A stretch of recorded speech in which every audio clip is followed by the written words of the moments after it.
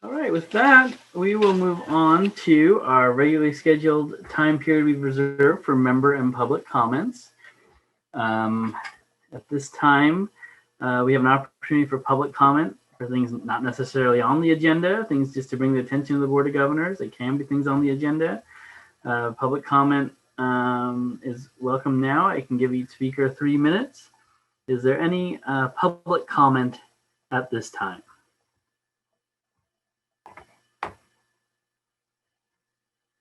And I don't know if Rex wants to remind us of any special instructions about how to make yourself heard if you're on the phone or otherwise.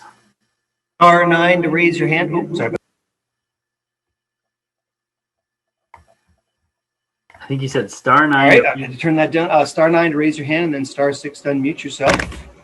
We don't have any emails that have come in either. So again, if you're on the phone, star 9 to raise your hand.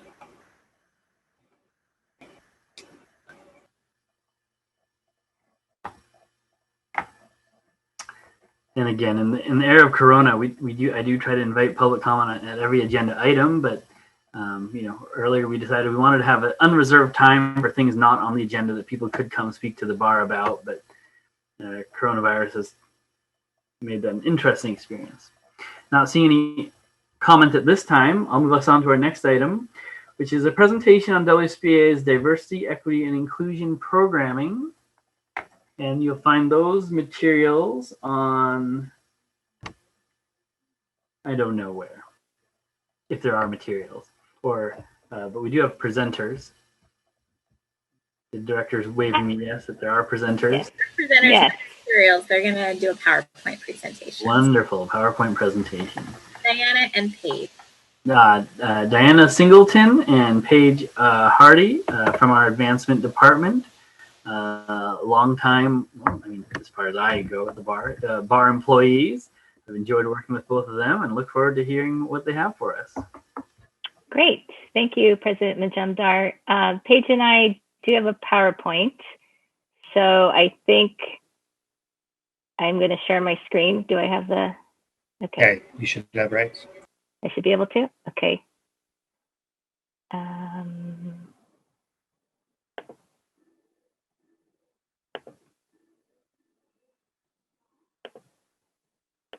Sorry. Let's see.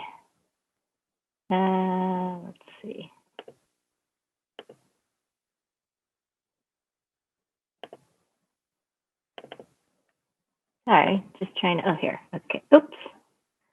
I'm in a little bit of technical difficulties. I am not very skilled with sharing screens. I try to practice, but, here it is. Okay.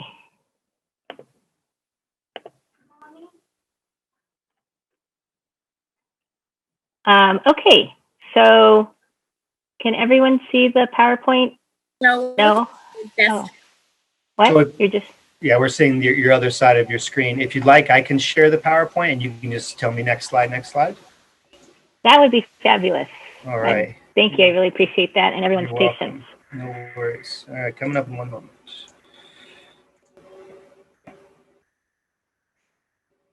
I like the surreal experience of seeing Rex and Rex's face on his own computer and on the big screen behind him. Okay. Now is it working? Everyone should be seeing it. Okay. Are there not heads nodding? I can't tell. Yep. Yes, we can see it. Great. Thank you so much. Okay. So sorry for that little technical delay. So Paige Hardy and myself, Diana Singleton, we were asked to give an update on the BAR's diversity, equity, and inclusion, DEI programs. And so we're going to give you just some highlights of the work that we're doing, and hopefully we'll have time at the end for some questions. Just real quickly, I believe, I know some of you, but Paige and I don't know all of you. So 1 minute background on myself. I've been at the bar, just hit my 4-year anniversary, and I originally came to the bar to manage the Access to Justice Board and the Council on Public Defense. And since then, I've added to my portfolio public service and diversity, equity, inclusion. And prior to coming to the bar, I worked at Seattle U Law School as the director of the Access to Justice Institute. And then prior to that, I was an attorney with the Northwest Justice Project. So I'll have Paige just quickly give a little bit about her background, and then we'll jump into our presentation. Great, thank you. Hi, everyone. My name is Paige Hardy. I use she, her pronouns. I am an equity and justice lead here at the State Bar. I originally started here at the State Bar a little less than 2 years ago doing almost exclusively public service work. So that included working with all the qualified services providers, the Moderate Means Program, and other civil legal aid organizations. I've since moved into doing more diversity and inclusion work. So I work in Diana's team with her on those projects. Prior to coming to the State Bar, I was a staff attorney at the King County Bar Association with their volunteer legal services program. I did a lot of debt defense work as well as helping folks vacate their criminal records. My work currently is I work with a lot of the minority bar associations. I'm on the board for the Korean American Bar Association as well as the Washington Attorneys with Disabilities Association, and I am a regular volunteer with the Q Law Foundation and their LGBTQ plus legal clinic. Great, thank you, Paige. And yeah, I'll move on to the next slide to introduce. Well, our whole team isn't here. I wanted to give you a little bit of context of how the work gets delivered and how we help advance the bar's mission. So I guess just to back up a little bit, the name of our team is Equity and Justice.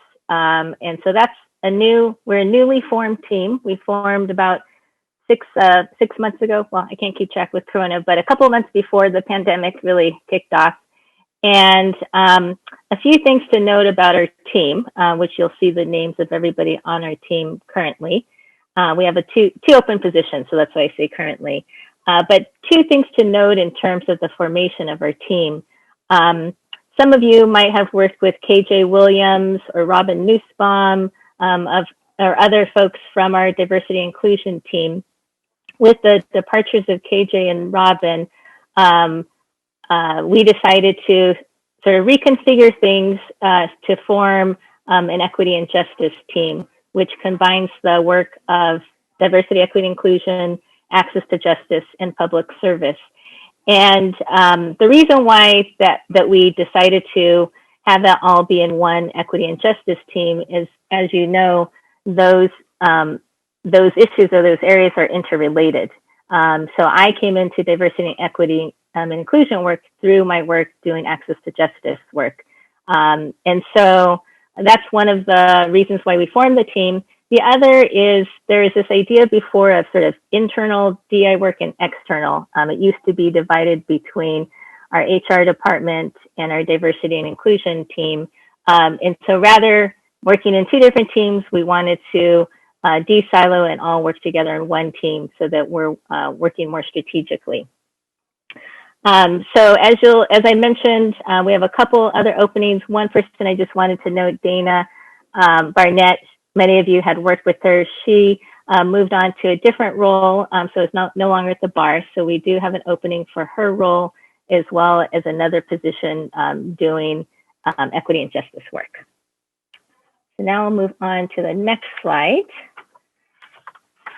So before getting into the specifics of the programming that we wanted to do, or that I want to share about, I wanted to give you an overview of the portfolio of our work. And I think of it in 4 buckets of work.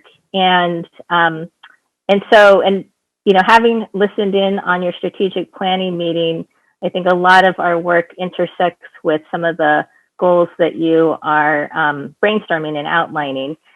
So the 4 buckets are these. The first bucket is doing access to justice work for the public, who are client communities, especially those who experience poverty and are marginalized. The other bucket of work is to serve our members so that they're equipped and supported to serve the public. The third bucket of work is to support and advance a more diverse, inclusive, and equitable legal profession, especially those that are underrepresented and historically marginalized. And then last is to support the work of the bar so that we can be committed, we can live out our commitment to justice, diversity, equity, and inclusion. So in these 4 buckets of work, our team does a variety of different things. In addition to doing programming, which we're going to highlight today, we also help staff several different committees: the Access to Justice Board, Council on Public Defense, the Diversity Committee, and the Pro Bono Public Service Committee. And I think one of the advantages of having that all housed within one team is that these entities that we're staffing aren't working in silos themselves, but we're able to really make the connection so that we can leverage all the great work that all these volunteers are doing.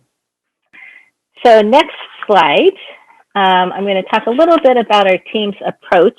One is, I had already mentioned just making sure that we're not working in silos, but there's 2 other approaches that our team takes. One is this idea of upstream, downstream. And what I mean by that, if anyone's heard of the story about the babies going down the river. So if you're looking alongside the river and you see babies going down in little baskets and you're wondering, why are these babies going down the river? And of course you want to jump into the river and start pulling the babies out of the river. A lot of people will be doing that, but some people will be asking, well, is someone putting them at the river? Where are they coming from? And so other people will run to sort of the waterfall, wherever the river starts, to find out what's going on. And so I use that illustration as our approach for our team. We do both. We both do the work at the bottom of the river or the end of the river of doing individual work, meeting and talking with individual members and groups and committees, but also doing systemic work of thinking about the bar and how are we inadvertently perpetuating any number of different isms and how can we change the systems. The other approach to our work is something I call on tap but not on top. And so what I mean by that is that our work, especially because we're working with, working to advance underrepresented and marginalized members and the client community, we always want to start with them first. How can we be informed and led by those people because they know best? And that's what I mean by on tap, not on top, is if you're familiar with the practice of community lawyering, they say that when you're representing communities, lawyers should not be on top. They should not be the ones that are all knowing and are making all the decisions, telling their clients what they think is best, but rather they should be on tap. Their clients know best, their clients know what they need, and they can go to their attorneys when they need legal advice or whatever legal services they could provide. And so in that same vein, our team takes the approach that we want to first listen to the client communities and the members of what their needs are. So we'll move on to the next slide. So in terms of the highlights of the DI programming, we just wanted to give you a roadmap of what we want to cover in this short period of time. One is we want to give you some examples of the community partnership work that we're doing. The second is we want to share with you what we've been doing around DI education and learning. And then we want to end with talking about the diversity and inclusion plan that the bar has and some of our thoughts for what we could do moving forward. So I think, oh, and also before I turn over to Paige, I just also wanted to mention that I do want to acknowledge that Christina Larry, who's the president of the Washington State Bar Foundation, I know that she'll be presenting to you tomorrow. So she'll hopefully be able to go into a little bit more detail of some of the programs that we'll cover. So I think now I'll turn it over to Paige to talk about our community partnerships.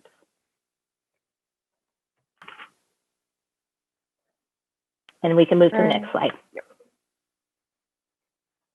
Great, thank you so much. So as Diana mentioned, I really just kind of want to reiterate All of our DEI work is really informed by and in collaboration with the other parts of our portfolio, so the access to justice work and the public service work. And it's kind of through the connections of all those three things that we're able to really inform our priorities and really learn from the folks that are most marginalized in the legal system. And I really see the DEI stuff we're doing, especially race equity, as central to all the work we do in our access to justice and public service portfolios. And so, as Diana mentioned, I'm going to briefly go over some of our community partnerships. And today, just for the sake of time, I'm going to go over some of the things we do with the qualified legal services providers, or QLSPs as we call them, and the minority bar associations, which we call MBAs, as examples of how we are working actively with marginalized and underserved communities. And so one of the things that I'm always really excited about is the Powerful Communities Project. And that's a program we developed with the Washington State Bar Foundation that was really informed by organizations telling WSBA, hey, we need more freedom to be able to use grant funding to really work with our communities and address the individualized needs of our communities, rather than having the bar tell us how to use grant funding to make sure we're serving these communities. And so these projects are with in connection with the QLSPs and the minority bar associations. And for this current fiscal year 2020, we awarded 16 grant projects that are all across the state, totaling a little over $30,000. And the organizations that were awarded these grants include like the volunteer legal service programs, the minority bar associations, and other civil legal aid organizations. This year, 14 different counties across Washington are being served. But I will note that, unfortunately, as with most things, due to COVID-19 and the pandemic, a lot of these projects have had to shift from their initial approaches of doing client community-based work. And so we're working actively with organizations as they try to reconfigure and reevaluate what community learning, what community building looks like in the age of the pandemic. Rex, if you could go to the next slide, please. So another group that we closely work with are the minority bar associations, and we partner with them on trainings, on CLEs. We support their annual events and scholarships, and we also work to provide tools and resources to them for the MBAs to use. And I think one thing that's really important to our team is that we're uplifting their needs and voices when possible. Next slide, please. So DEI education and learning, this was another thing that Diana mentioned. Part of how we are doing our work is through equity-focused trainings and education. And for example, we developed 3 DEI-related legal lunchbox CLEs in partnership with our CLE team and the diversity committee. We've also developed other sorts of educational programs and partnerships with the MBAs and other organizations like Just Lead Washington. For example, we have an upcoming event that we're working in collaboration with the Washington Attorneys with Disabilities Association coming up in November that we're really excited about. Another part of our work that we do is that we consult with various staff members as well as WSBA volunteers when a specific DEI-related issue comes up. We work in consultation to help brainstorm and identify possible solutions. And then finally, we are always working and facilitating trainings and developing resources and tools for our fellow colleagues here at the bar. Rex, next slide. Thank you. Okay, so I think it's back to me now. So now we're going to move into talking about the diversity and inclusion plan. So the plan, as you could see, was approved in 2013, and that followed the bar's initial commitment to diversity in 2003, and then the bar made a later commitment to diversity, equality, and cultural understanding in 2007. And then following that was an extensive member demographic and trend survey that was done in 2012. So this plan followed, I just wanted to go back in history a little bit to see sort of the evolution of what came out of those different commitments to this plan. And my understanding, because it was done before my time, was the launching point was really this member survey. And in the plan, it has 3 different areas, talks about data, education, and partnerships. And with the data, one of the things it calls for is to do an extensive membership plan every 10 years. So the next survey would be done in a couple of years, which our team will be gearing up for helping to facilitate over this next year.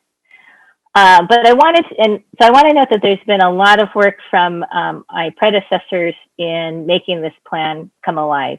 But I do also want to note that there's been a number of things that, as you all know, that have happened since 2013. And I just wanted to name a few. One is, I mentioned, in the plan, there's a lot of talk around equality. And as many people who have been discussing DEI, equality has moved towards equity. So there's been a shift in understanding of the difference between equality and equity. And there's also just been more studies done about disproportionality. There's been a lot more resources, just a lot more awareness. And there's also been coalitions and people coming together to how do we work together? How do we not just be doing this kind of work in our silos? And one of those groups is the Race and Equity Justice Initiative, which we'll talk a little bit about in a moment. Another is the Alliance for Equal Justice, which the bar is a member of, launched its state plan, which centers race equity as its #1 goal. And then most recently, our Supreme Court, as everyone knows, sent out a letter in June recognizing and noting the history of racism in our legal system and sending out a call to action. And as you know, there's been many statements from minority bar associations, our own Council on Public Defense, other groups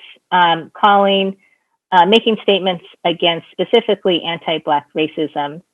And then finally, the other thing that's happened, as you know, at your June meeting, you passed a resolution that was called WSBA Response to the National Dialogue on Racism and Unlawful Use of Force.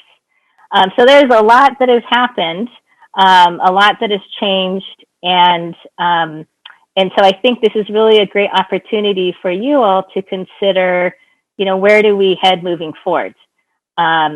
Particularly in light of your discussion this morning on your strategic plan, you might consider re-looking at this diversity and inclusion plan, which is available on our website, and to assess, what should we do moving forward? Because as I mentioned, a lot of things have changed. And so Paige and I will talk about some ideas that we have for how you might consider, updating your plan. But before that, I wanted to just share a little bit of information to go back to something I had mentioned with the state plan. So for the next slide, so I mentioned that the bar is a member of the Alliance for Equal Justice, which is a group of organizations that are committed to equity and justice in our legal community. And as you see, there's 5 different goals, with that first goal being race equity that really is an umbrella for all those other goals. And I'm happy to talk to folks on all the specifics of the goals, and you can look on the Alliance for Equal Justice website for the specifics. But one thing I want to know on the race equity goal is, in addition to advancing race equity for the public, for the communities that are most marginalized, what the plan also names is how do we look at ourselves, the organizations that are trying to do this great work, how do we make sure we're not inadvertently perpetuating racism within our organizations? And so a lot of the Alliance organizations have been really taking seriously this goal and really putting money to their mouth and spending resources and the time that it takes to do this really important work. Then the next slide. So I mentioned the Race Equity and Justice Initiative. So that's really a coalition of people and organizations who are all trying to work together for racial fairness and justice in the legal community. And the Board of Governors had signed on to being a RGGI partner in March of 2018. And that, I actually very much remember that because I was physically at your meeting because it was the Access to Justice Board who had invited you to sign on. And I remember it being a unanimous vote to sign on to the RGGI Acknowledgements and Commitments, which Paige is going to talk about in a little bit. But what that means is, in terms of RGGI, is the acknowledgements are just naming, similar to what the Supreme Court did in their letter in June, just naming the racism, and that there are so many people from marginalized communities that we leave out, that we other them. And then the commitments are very specific action steps that we as RGGI partners can take to eradicate racism. And so we're going to just cover a few of the commitments. So I'm going to turn it over to Paige to share with you a few of the commitments that we thought might be helpful. Hey, Rex, could you switch to the next slide, please? Thank you. As Diana said, I'm just going to read a couple of the commitments for the sake of time. But I think it's really important to know that as a partner to RGGI, we really, as an organization as a whole, have to align ourselves with these acknowledgements and commitments. And so Commitment 2 says we have to change structure, policies, processes, and practices in the law, legal profession, and justice system that allow harm and disparate outcomes for Black, Indigenous, and communities of color to continue unabated. Commitment 4, continuously examine whether we and the organizations we work with operate in ways that align with the race, equity, and justice values and goals we support.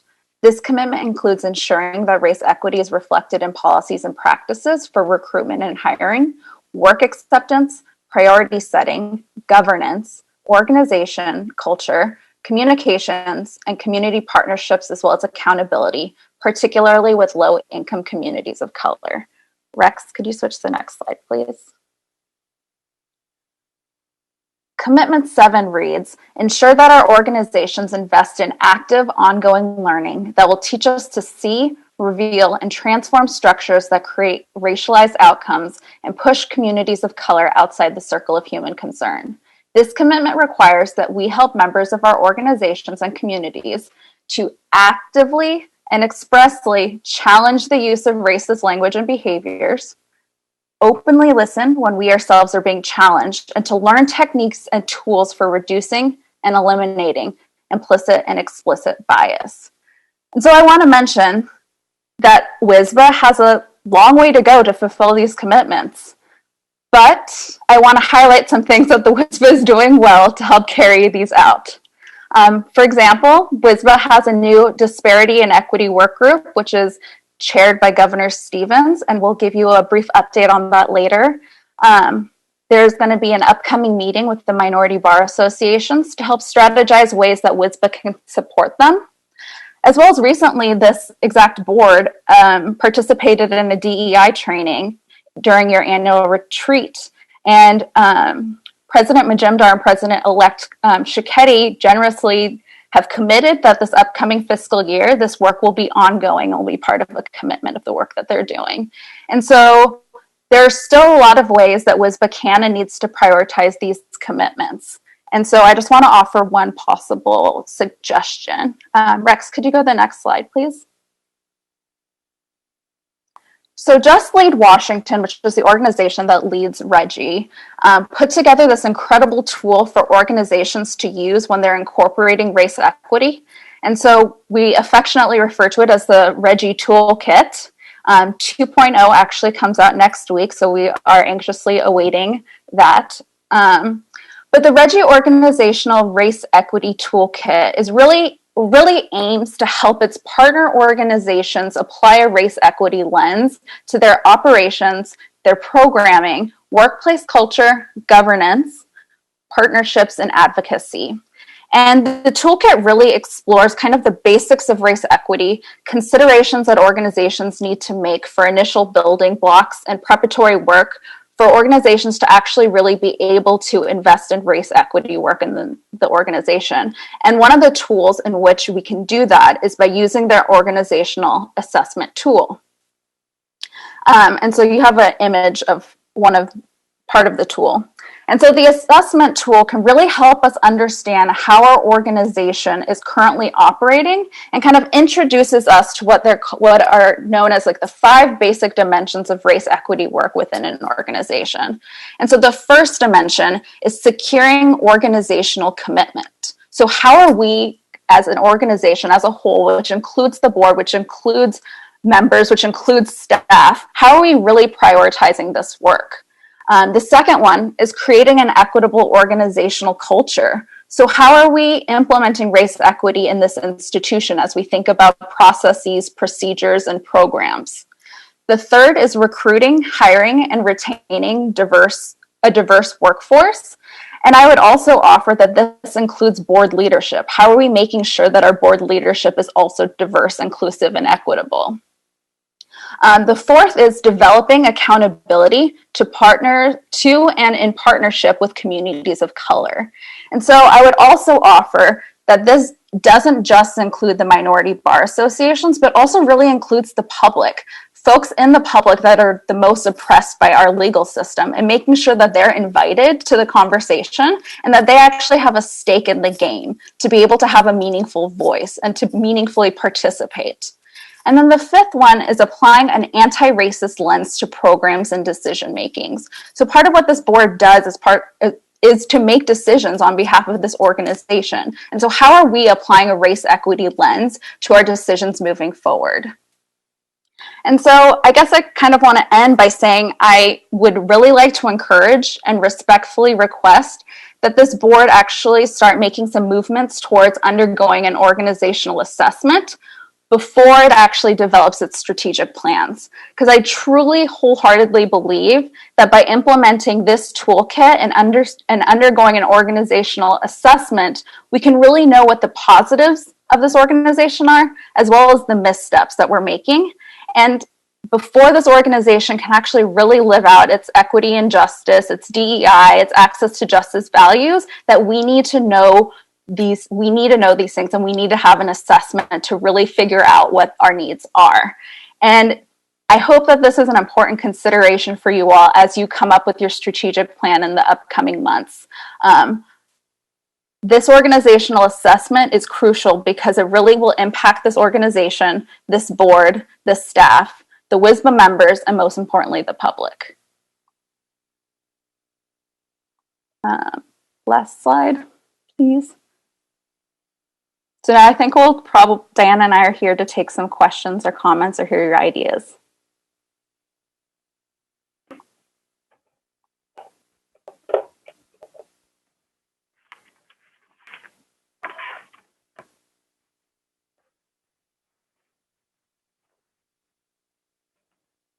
President Bajimdar, are you going to queue up the questions? Would you like me to? Do I have control of that? I'm sorry. Governor Stevens and then Governor Grabicki is the queue that I have. Well, Diana and Paige, thank you for your presentation. Is this slide a part of the materials that we have? Is that in the materials package? And that's fine, actually. So I would just ask if this could be separately, if the slides could be separately sent to all the members of the Board of Governors. So those who were able to see the presentation or not will get the information in the materials. But thank you, women, for that presentations.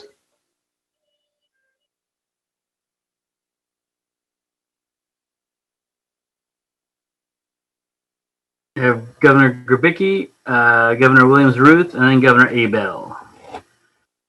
So Diana and Paige, first, thank you for the presentation.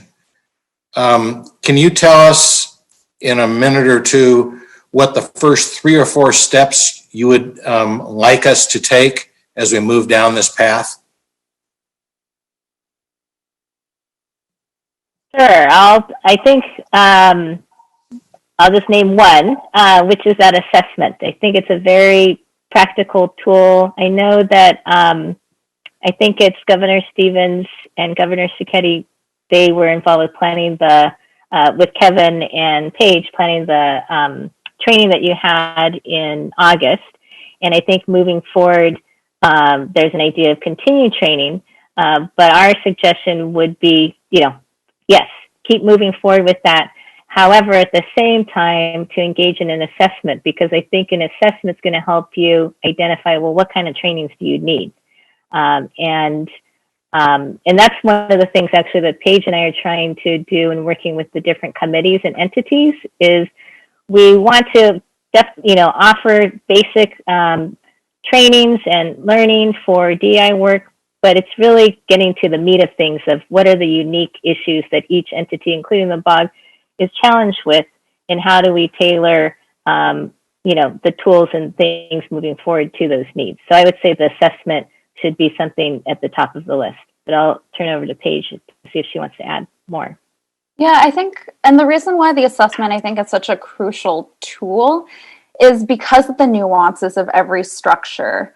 Having worked with committees and councils and boards, doing trainings with them, each entity has such a unique need because of how that entity is structured, what people's familiarity with some of these foundational concepts around DEI are.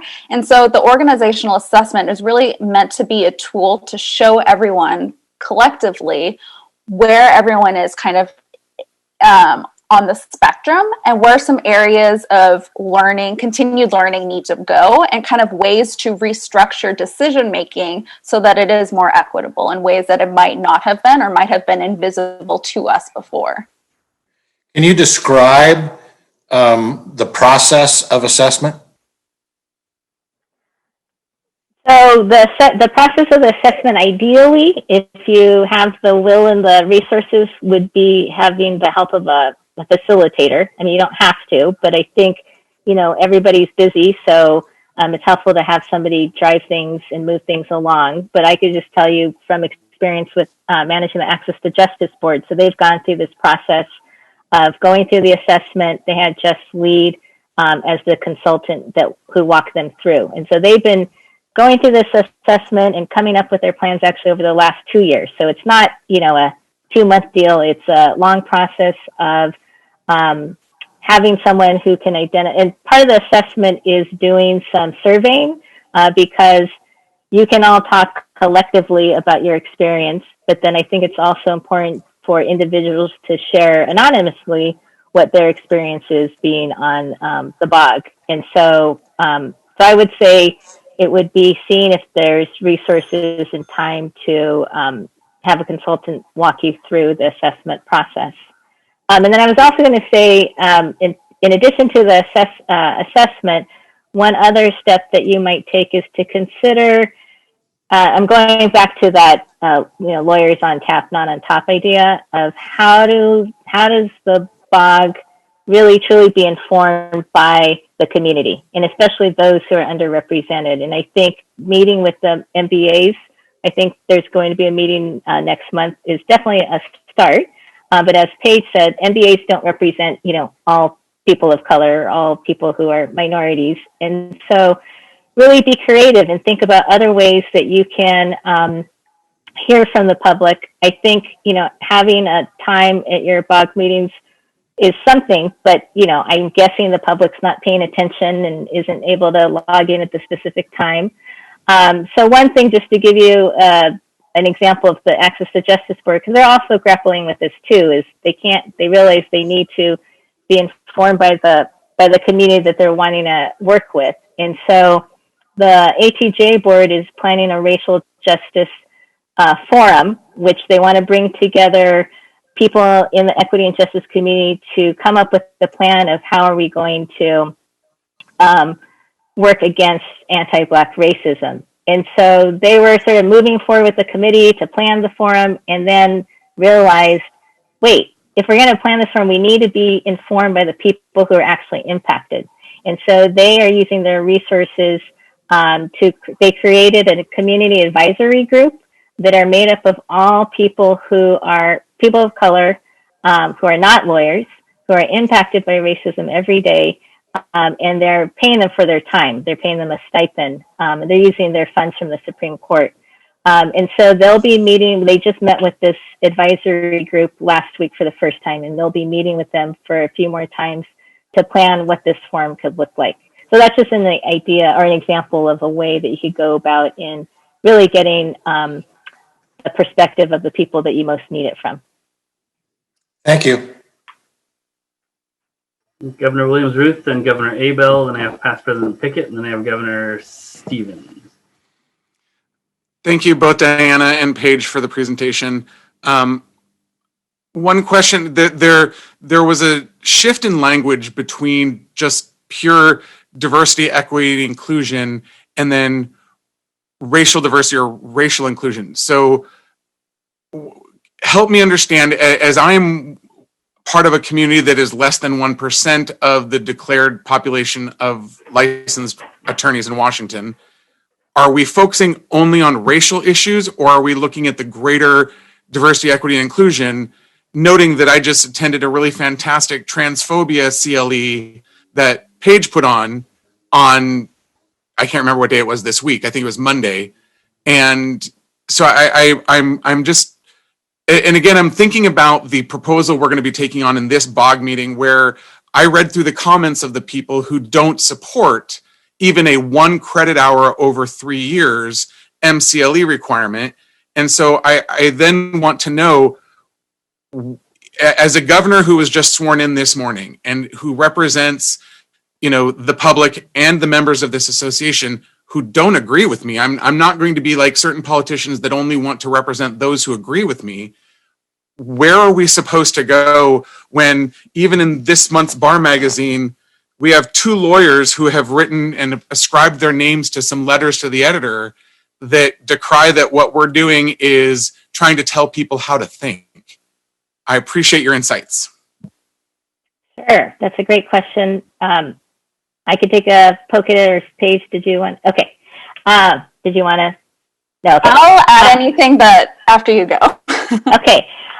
Your question is actually a question that came up a lot when the Alliance was creating their state plan. And Tara maybe could jump in as well, because Tara actually led the charge in helping get that state plan created. But there was a grappling with, should we be focusing on race, and what about all the other areas and all the other communities that are marginalized for other reasons? And so I think ultimately, as you know, that at least the Alliance, they decided to focus on race, and this is actually outlined in the Reggie Toolkit of, why focus on race, but not only to leave out all the other communities that are marginalized for other reasons. And the reason why is that race, other people should jump in, but race is something that sort of permeates permeates more, I guess, vastly, and it's something that for many people, you could see. So there might be someone who is marginalized for a particular reason, but on their appearance, they may pass as someone that is not marginalized or is not a minority. I feel like I'm not being very articulate, but that's one of the reasons why at least the Alliance decided to focus on race. And I think in that vein, a lot of our work is around anti-racism, but it's not to ignore all the other areas of oppression that people experience.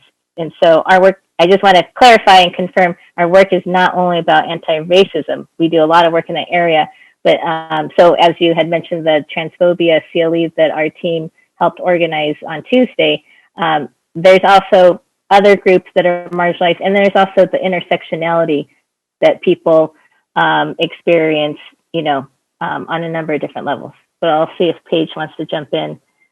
Yeah, I think Governor Williams, just because you were so candid about your lived experience as a queer person, as a person with a disability, I recognize that those are areas of oppression and marginalization with our current society, and those are very real lived experiences. But I also recognize that folks of color, particularly BIPOC folks, experience a level of oppression that's nuanced at that intersection, right? So folks will experience not only homophobia or transphobia, but they'll also experience racism.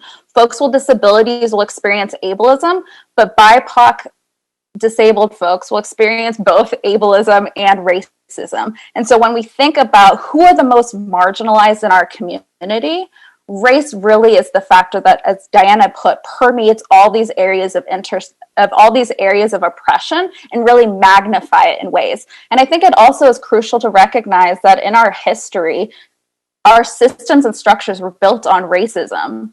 And as a result, racist institutions, practices, and structures are going to affect BIPOC folks the most. And so I think all of our work has to be collective. It has to be working with all the systems of oppression, but also recognizing and really centering the work that has been the most historically oppressed and continue for folks who are experiencing violence at the hands of the state, at the hands of other people. I mean, if we think about the murder rates of BIPOC trans women is probably the highest murder rates that we're seeing. And so I think it's important and crucial to think through who are the most marginalized and how do we dismantle and disrupt those systems that are leading to those oppressions.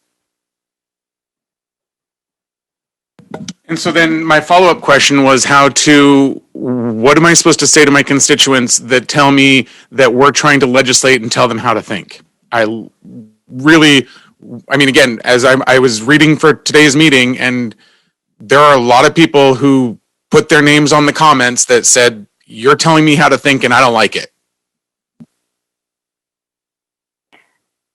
I guess I think I go back to the Supreme Court's letter, and I know there's a lot of people that didn't like the Supreme Court's letter, but I guess I go to the facts, and the facts are, what Paige had described as just our country and what it was built on, and that's just, I'm not making it up. It's just the facts, and so I think maybe it's uncomfortable, or it is uncomfortable for anybody to accept that. But the facts remain that our legal system is built on racism. It is racist. And so to ignore that means that we're not taking our privilege of having a license seriously. And so I'm not telling someone you have to do something or not. I think it's just naming what is true and taking our privilege seriously to address the problems that we have in our system. But it looks like Tara has some other thoughts to share. Well, I wanted to add on top. I agree with all of that. And a couple years ago, past President Picken and I went around the state, and many members of the board joined us. And I definitely heard a lot of feedback about our diversity and equity education and the messaging. And there are definitely a lot of folks who felt like, they were being lectured at, that it was a very Seattle-centric viewpoint. And it took me a while to figure out how to respond to that. And maybe past President Pickett will want to add to this. But I think in the end, what I really tried to center on is the commitments that this organization has made and what the work that we're directed to do under GR 12. And I think that this work has a very strong grounding in the court's direction to us and in the commitments that the boards have made over the years. I also think even when I'm hearing the most critical and difficult feedback, and I think Governor Williams-Ruth, I suspect you share this view, that I really try to listen to it and find out, well, what's the useful piece that I can take away? And one of the pieces that I took away and that we've talked a little bit about internally is how do we reach the folks that have that view of the work? And, can we think about a way to have really constructive conversations where we can hear them and they can hear us? Because I think, for me at least, the reason why we're charged with doing this work is to try to change perceptions, to change the system, to benefit the public. And I think that we need to find a way to reach everybody in that work. my thought. Governor Abel. Thank you, President Mujamdar. So first of all, I want to thank our speakers for presenting on this. And then I also want to thank Executive Director Nevitt for her comments, because I think she may have answered at least partially one of the questions or comments that I have here. With regard to these Reggie materials, I appreciate having this be brought back up to our board's attention, because I remember first encountering these Reggie materials when I attended the orientation meeting for the Diversity Committee a while ago. And I guess I had two thoughts then, and I guess I have two thoughts now.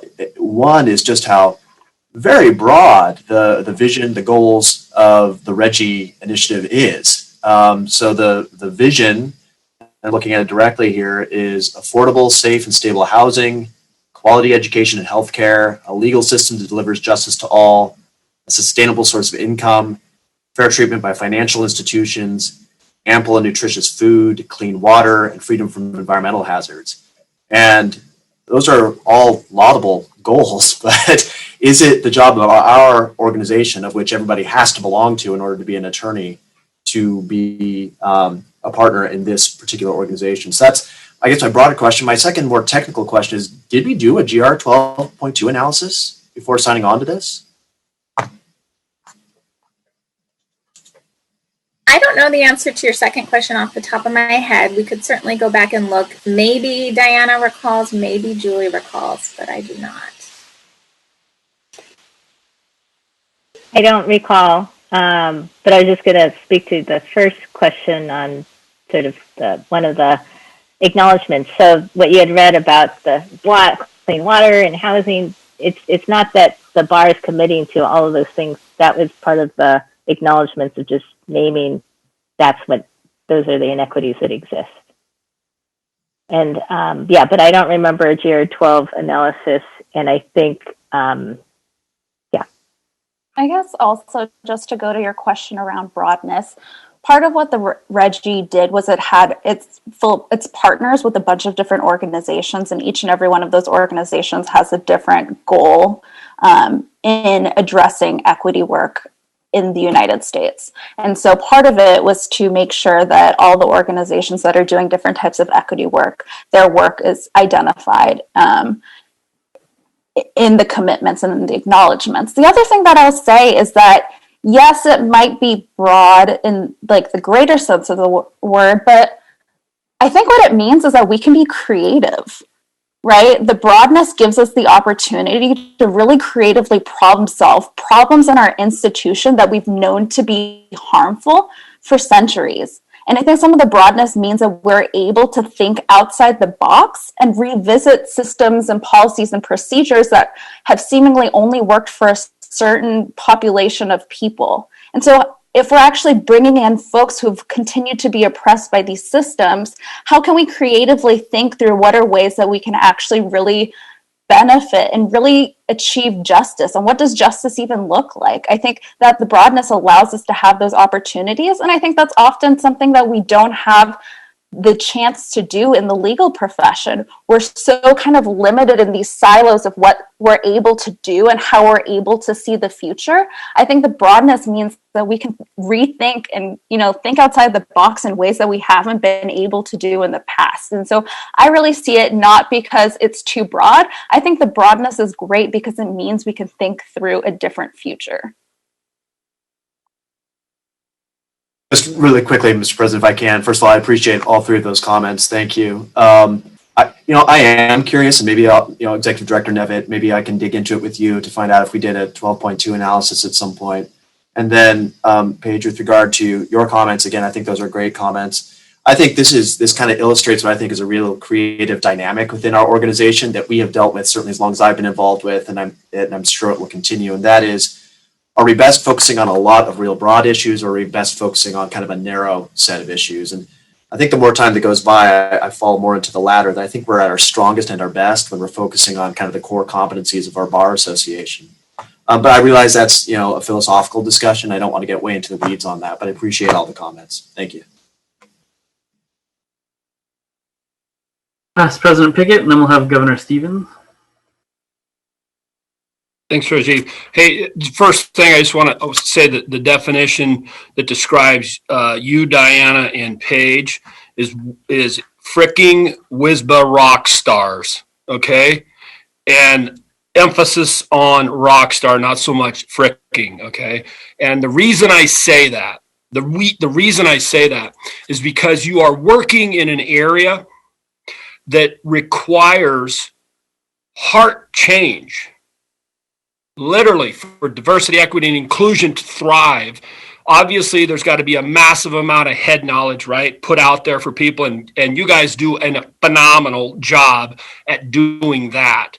But the real thrust of it, to me, seems like, in my own life, from my own experience, is that those things come to fruition one relationship at a time through heart change.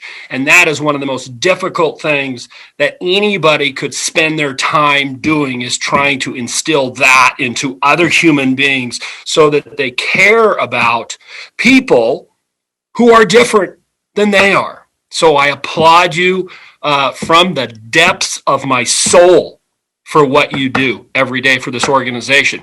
And the second thing I want to say is that to Brent, watch that word constituency, because we tend to, and I get caught up in this stuff all the time, it's the sacred 40,000, right? It's those 40,000 plus members who pay that cash out to the Bar Association, and we tend to want to obsess about them. And I'm not trying to be demeaning. We need to think of members, but remember your constituencies, if there even if there are such things, and I'm not sure there are in the bar world, it includes the public. It includes the public. And I would implore all the governors and the officers who sat on this board, you don't just represent the chosen 40,000. You represent the public. They are your constituents. And that public, I can tell you, by and large, it is full of people who have been historically underserved, underrepresented, discriminated against, treated utterly horribly. And those are folks that we also have a duty of allegiance to. So, and I'm not trying to, well, I am preaching a little bit, but I apologize, but I want to just say that to Brent as brother. Remember, when you think of that word constituency, it also includes not just members, but the public. And it is so important, because those are the people where the bulk of this community lies. So Diana, when you say, and I hope all the governors, I hope your ears were burning when you heard Diana suggest this apostasy of sorts. What about an advisory board?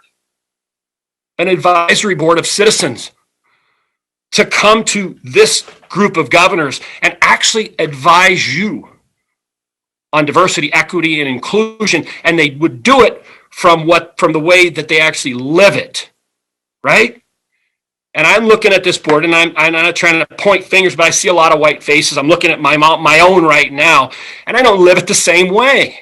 So imagine this board being bold enough to say, we're going to form an advisory committee of people who live that out as their reality every day. Discrimination, racism, homophobia, transphobia, all of it.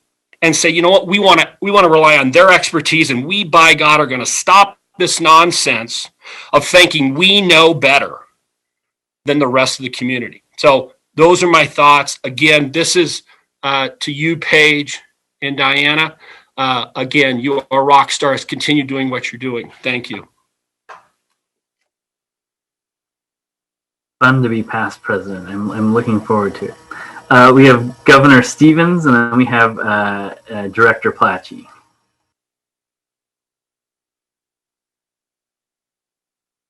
Except you're muted, Governor Stevens. Thank you. Just a number of observations, and this will be more discussions down the road.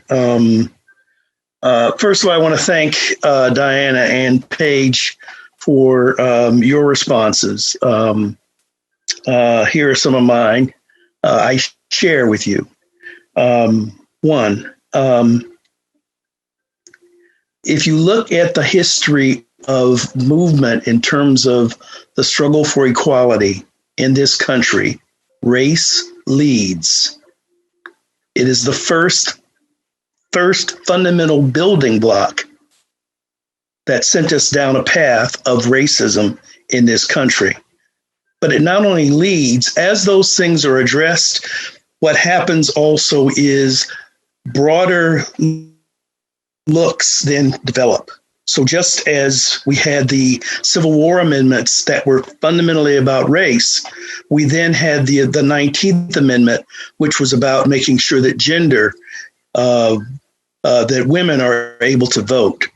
And then we had the ADA, and we had other areas that come from the civil rights movements and various movements that may have started with race. But it is not the ending point. And I would also suggest that when we retrench on race, it also leads backwards on all of the other issues as well.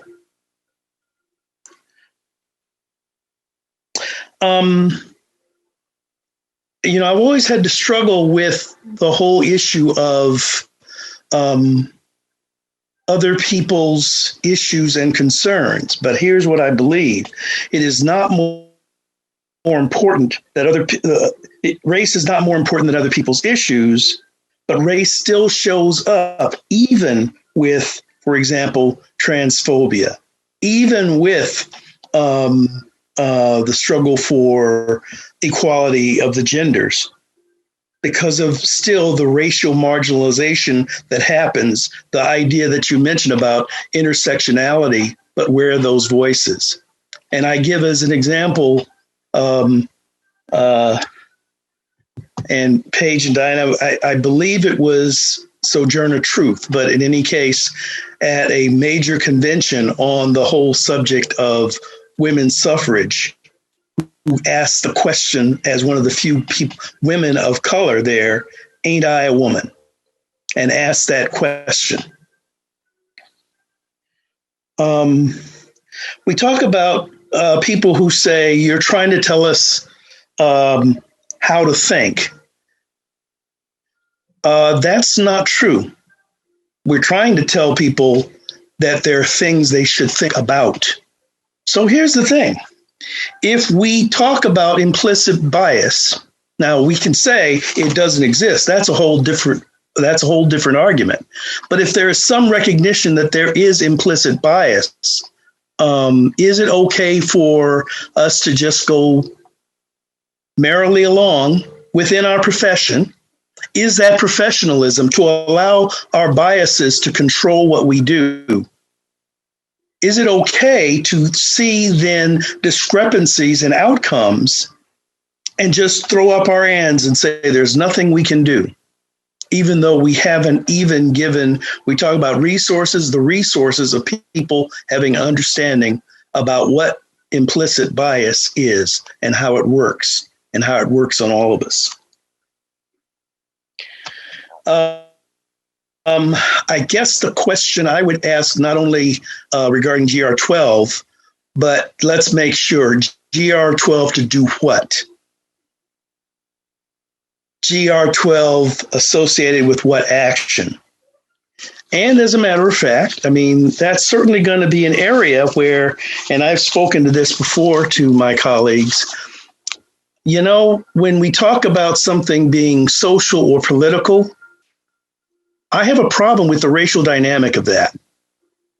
The problem is that for people in the minority, they are ascribed to seek justice, to seek redress, and to seek our assistance and our support. But because we aren't directly affected, we ascribe social or political. And I will ask the question over and over again, at least when it comes to civil rights and human rights, what isn't social or political? You can't move forward without the other one. So that should not be a way to stop the conversation. I give as an example, you mentioned water. Well, I'll ask. So in Flint, Michigan, is it okay for things to happen where a society predominantly, overwhelmingly, where people of color are, it's okay to foul the water. And how do people get redress for that? I ask these questions because I ask about equal protection of the laws. And I just don't believe we have actually provided that as a general proposition. We have to fight that every time. We do have an issue that we'll need to talk about and discuss, and that is systemic racism. But by the way, that is not a concept limited only to criminal law. That is a concept. No, that's a fact across the board. Across the board, systemic racism. And we may have to have that conversation, but I would have to have help with people telling me, oh yeah, we decided not to do X or Y or Z. Environmental justice, the siting of plants right by minority and poor communities. But that's okay. I mean, it's the choices that we make. Diana and Paige, I'm curious. I guess this would be the year for another Access to Justice conference. And I don't know where things are in the planning of that in this COVID pandemic environment, but can you help me on that? Yes, the Access to Justice Board is planning on doing it next year. That's when it was scheduled to happen. It actually scheduled to happen in April in Tacoma. But given the pandemic, the board is pivoting to making it virtual, and they're looking at sometime next August or September. And the co-chairs have been meeting with the chair-elect, Francis Adewale, the last month, and staff, and we're putting together our planning committee now, which we're being very intentional about making sure there's representative from all parts of the state and making sure there's a mix of both legal and non-legal community members on the planning committee. Thanks. Thank you. I'm going to call on Director Placci next, but I'm just going to, being a lawyer, I like to look at the rules. As far as what the Supreme Court has delegated to the State Bar Association to execute, one of the purposes that they have delegated to us in our actions is to, and this is GR 12.2A6, promote diversity and equality in the courts and the legal profession. And I think the resolution this board passed back in June, which was GR 12.2 tested by us, speaks to all of these great things and this great work we're doing. Director Placci. Thank you, President Majumdar. I'd just like to take a minute to respond to Governor Williams-Ruth's concerns and comments, and then also, before I close, to address some of Governor Abell's concerns with the RGGI commitments. Governor Williams-Ruth, you and I are in the same marginalized group. And I just want to speak to that a little bit, because I think what Governor Stevens said, and also Diana and Paige, is important when they said race leads. And it's not that other marginalized groups aren't important to consider, but that because of the intersectionality that can occur, it almost doubles the intensity of discrimination that occurs with someone. If you're gay and a person of color, the level of discrimination intensifies dramatically. And from my own lived experience, I am very aware of what hostile oppression, because I belong to a marginalized group, is. I grew up in a small community in the Midwest, and I understand it. But what I also understand is that I benefit from white privilege. And I didn't know I was going to get so impacted by this, but I benefit from white privilege, and I know it. And people of color who are gay don't get that same benefit. And I think it's important to recognize that. And I just want to say that because, yes, our diversity, equity, and inclusion program is focused on eliminating oppression to everyone, all marginalized groups.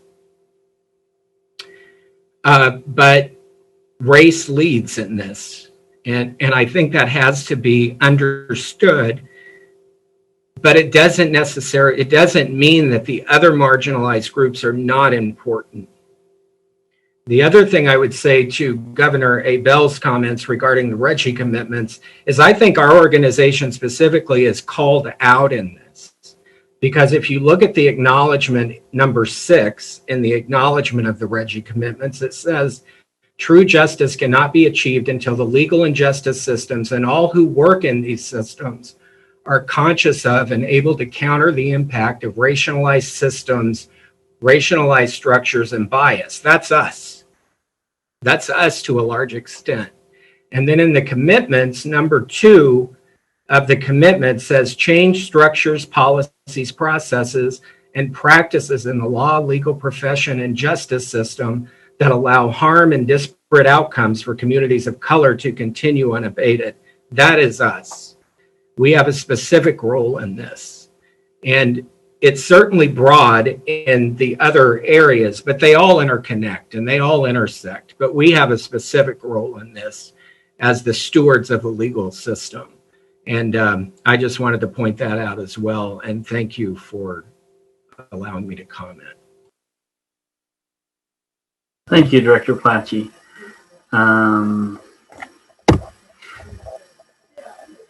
Governor Stevens, I see your hand, but since you've spoken already, I'm going to see if there's any other. No, so I'll wait. Thank you. Any other comments at this time? Governor Stevens, you have the floor. Just one other thing, and it's to not only to Governor Williams Ruth, but to everyone. And it is a quote I remember hearing from Edmund Burke, and this is about the struggle that we have in terms of what the popular view is in terms of, or what should we do as governors. He said, your representative owes you not his industry only, but his judgment. And he betrays instead of serving you if he sacrifices it to your opinion. So our hard work is to make the best judgment possible, even when it may not be the popular opinion. And I put that in the context of a diversity, equity, and inclusion plan that we adopted for this association. And I would hope that we would uphold and act in accordance to the principles and the elements that are found in that program. That's why I wanted to have this presentation to the board. So thank you again. Thank you, Governor Stevens. And actually, earlier you quoted Sojourner Truth. I just want to confirm for you that you were, in fact, accurately quoting the correct individual. That quote is actually in the CLU Law School lobby and one of their pieces of artwork. Thank you, everyone. I don't see any further comments. Paige and Diana, thank you on behalf of the board for all the work that you're doing for the organization. I just want to acknowledge, if it isn't apparent to everyone, I think you have probably one of the harder jobs at WSBA because your job interfaces where the rubber meets the pavement, kind of. There's a lot of societal friction there, and that's the work you're doing. So I appreciate you sticking with it and doing some pretty hard work, doing some pretty hard lifting. Thank you both for being here. Thank you. Now, at this point, we would move to reports on standing or ongoing BOG committees, but taking good feedback is important of a leader, and so 9-minute personal break for everyone. We'll resume at 3 o'clock. Thanks, everyone.